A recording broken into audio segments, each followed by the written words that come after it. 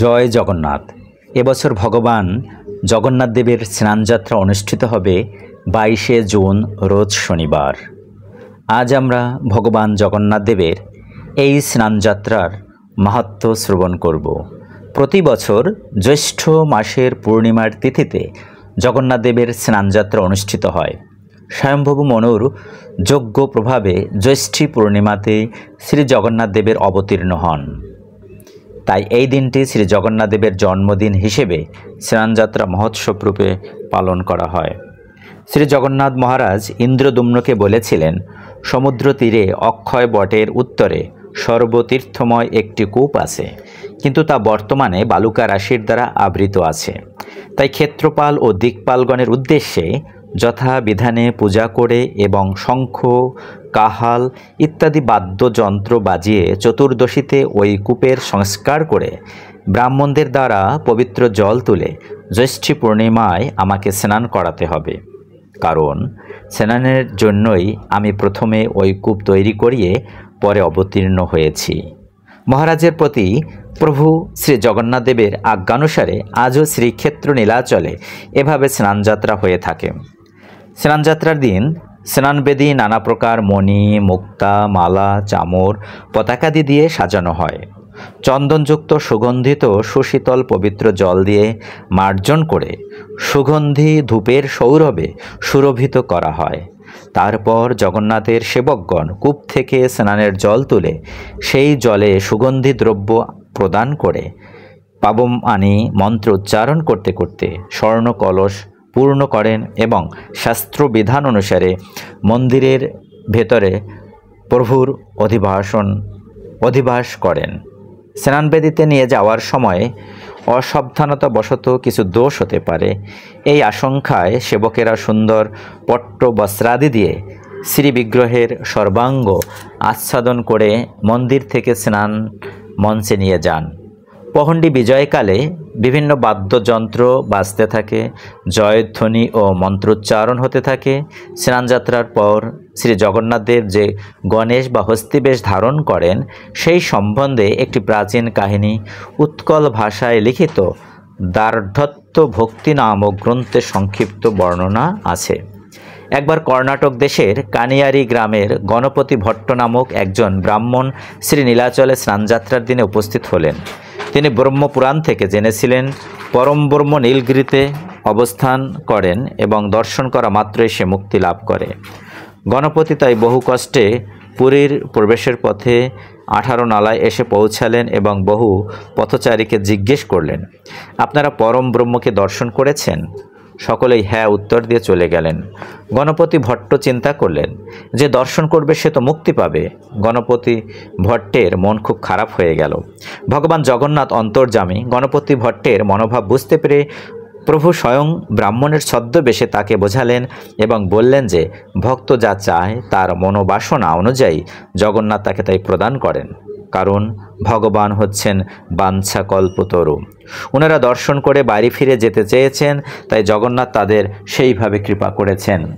গণপতি ভট্ট সেই ব্রাহ্মণের বাক্য শ্রবণ করে খুশি হয়ে পুরীতে পৌঁছালেন। ওই দিন ছিল স্নানযাত্রা। ভগবানের স্নান করানো হচ্ছে, সেই সময় তিনি চিন্তা করলেন পরম ব্রহ্মের মুখ হস্তি মুখের মতো, কিন্তু এখানে তিনি সম্পূর্ণ ভিন্ন ধরনের মুখ দেখতে পেলেন। তাই প্রণাম না করেই সেই স্থান ত্যাগ করে হতাশ হয়ে ফিরে যাচ্ছেন। জগন্নাথ তৎক্ষণাৎ পুরীর রাজার একজন প্রতিনিধির মুদি রথের কাছে সে আবির্ভূত হলেন। ভগবান তাকে বললেন, আমার ভক্ত বহু দূর থেকে আমার কাছে এসেছে, কিন্তু আমার হস্তি মুখাকৃতি মুখ দেখতে না পেয়ে ফিরে যাচ্ছে। তুমি শীঘ্র গিয়ে তাকে ডেকে নিয়ে এসো। তাকে বলা হলো যে সেজন্য এসে আমার হস্তি মুখযুক্ত রূপ দর্শন করে। মুদিরথ তৎক্ষণাৎ উঠে গণপতি ভট্টকে ডেকে নিয়ে এলেন। গণপতি ভট্ট সেই ভগবানের হস্তিমুখ দর্শন করলেন এবং প্রার্থনা করলেন, হে গজেন্দ্র, হে দারু ব্রহ্ম, হে গণপতি, হে সকলের নাথ, আমার সকল সংশয়ের নিরসন হয়েছে। প্রতি বৎসর স্নান অভিষেকের পর এই রূপে সকলকে দর্শন দান করবেন।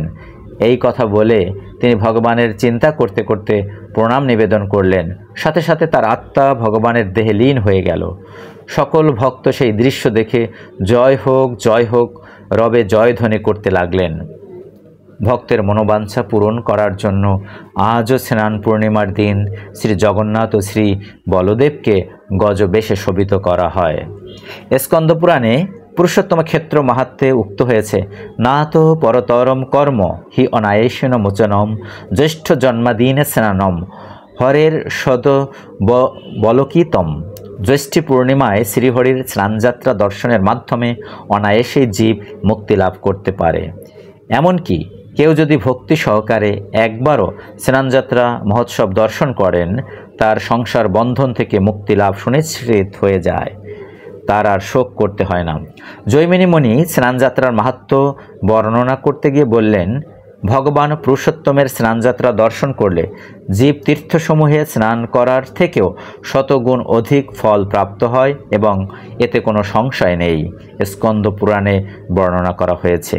জৈমিনী ঋষি আরও বর্ণনা করেছেন, যদি কেউ আন্তরিকতার সাথে স্নানকালে ভগবানকে নিরীক্ষণ করে, তাদের আর মাতৃগর্ভে বাস করতে হয় না। উৎসুকতাপূর্ণ হৃদয়ে স্নানযাত্রা দর্শন করলে জীবগণ ভবসাগর থেকে উদ্ধার লাভ করতে পারে।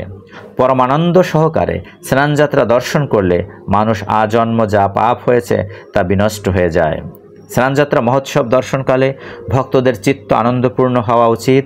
পুরুষোত্তম মাহাত্ম্যে বর্ণিত হয়েছে, যখন স্নানযাত্রা দর্শন করে কেউ আনন্দ সহকারে একবার হে কৃষ্ণ, হে জগন্নাথ, হে নাথ, হে রাম, হে সুভদ্রা মহারানী, আপনাদের জয় হোক বলে বা অনুরূপ জয়ধ্বনি করেন, সে নিঃসন্দেহে পরমাগতি লাভ করেন। যারা সেখানে গমন করেন তারাও জীবন মুক্ত।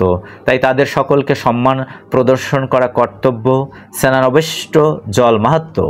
ভগবানের স্নান অভিষেকের পর অবশিষ্ট জলও অতিশয় মহিমান্বিত। ভক্তি এবং পূর্ণ বিশ্বাসের সাথে কেউ সেই জলে স্নান করলে পরম গতি লাভ করে, তা দীর্ঘায়ু প্রদান করে এবং গঙ্গাদি সমস্ত জলে স্নানের ফল প্রদান করে। নাহত পবিত্রম ভো বিপ্রাহ স্বর্ধুন্য নেই অপি কীর্তিতম। এমনকি স্বর্গলোকে যে গঙ্গা প্রবাহিত হন, ভগবানের স্নান অবশিষ্ট জলের তুলনায় সেটিও বিশেষ পবিত্র নয়। ভগবৎ স্নান অবশিষ্ট জল তার থেকেও অধিক গুণে পবিত্র। জয় জগন্নাথ। আগামীকাল অর্থাৎ 22শে জুন রোজ শনিবার স্নানযাত্রা। আমরা সবাই এই স্নানযাত্রায় অংশগ্রহণ করব, এই প্রার্থনা রাখি ভগবান জগন্নাথ দেবের কাছে।